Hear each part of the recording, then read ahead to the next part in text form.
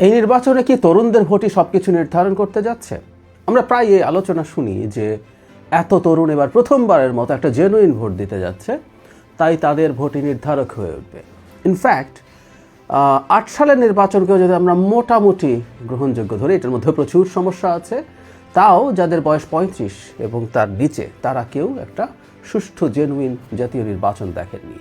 ফলে এই ভোটাররা যারা আছেন তাদের সংখ্যা ৪ কোটির মতো, ৩ ভাগের ১ ভাগ। এরা কতটা নির্ধারক হয়ে উঠবেন? বিশেষ করে এরা সব দল বেঁধে জামাতে ভোট দেবেন, এই ধরনের একটা পারসেপশন তৈরির চেষ্টা হচ্ছে।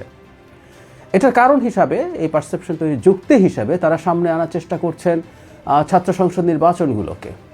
আমি প্রচুর টকশোতে এই প্রশ্ন শুনি এবং জামায়াতের লোকজনকে তাদের নেতারা যারা আসেন বা তাদের হয়ে যারা কথা বলতে আসেন, তারা ইনফ্যাক্ট এগুলোকেই সামনে এনে বলার চেষ্টা করেন, যেহেতু ছাত্র সংসদগুলোতে তরুণরা জামায়াতে ইসলামীর ছাত্র সংগঠন শিবিরকে ভোট দিয়েছে, তাই জাতীয় নির্বাচনে তারা জামায়াতকে ভোট দিবেই।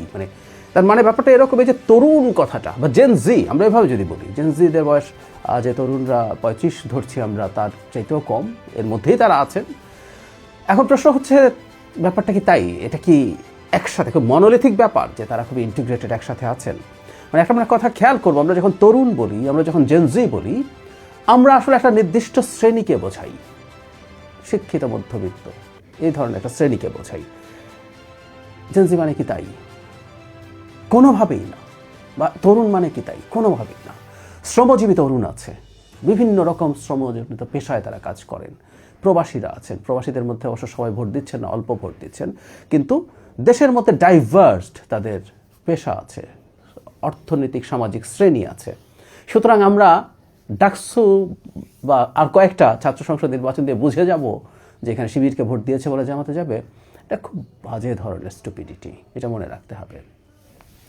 ছাত্র সংসদগুলোতে আসলে যেটা হয়েছিল সেটা নিয়ে নানা রকম আলোচনা সমালোচনা হয়েছে, অ্যানালিসিস হয়েছে। একটা কথা আমরা বুঝতে পারি, মোটা দাগে এই পাবলিক ইউনিভার্সিটিগুলোতে একটা বড় অংশে এখন তুলনামূলকভাবে কম সুবিধাপ্রাপ্ত শ্রেণী থেকে স্টুডেন্টরা আসে। তাদের অনেককেই সেই অনেক আগে থেকে কোচিং সহ অনেক সুযোগ সুবিধায় নিশ্চিত করে, তখন আওয়ামী লীগের সময় তারা এগুলো করতেন, এবং তারা যেহেতু ছাত্র শিবির নানাভাবে লুকিয়ে আওয়ামী লীগের আশপাশে ছিলেন, তাই তাদের পক্ষে কাজগুলো করা সহজ ছিল। আর বলা যায় সেটার এক ধরনের প্রতিদান তারা পেয়েছেন। এমনকি ৫ আগস্টের পরবর্তী সময়ে এই কিছু সুযোগ সুবিধা দেওয়ার মাধ্যমে, সেটা পার্সোনালি তাদের বাড়ি ঘরেও দেওয়া হয়েছে, এরকম তথ্য আছে, সেটা ওই শ্রেণীটার কারণে তারা পেয়েছেন। এখন একটা জাতীয় নির্বাচন অনেক বড় স্কেলে হয়, সেই বড় স্কেলে বিভিন্ন রকম তরুণ আছে, বিভিন্ন রকম তরুণের চাওয়া বিভিন্ন রকম তরুণের উপরে প্রভাব বিভিন্ন রকম, পরিবারের প্রভাব থেকে শুরু করে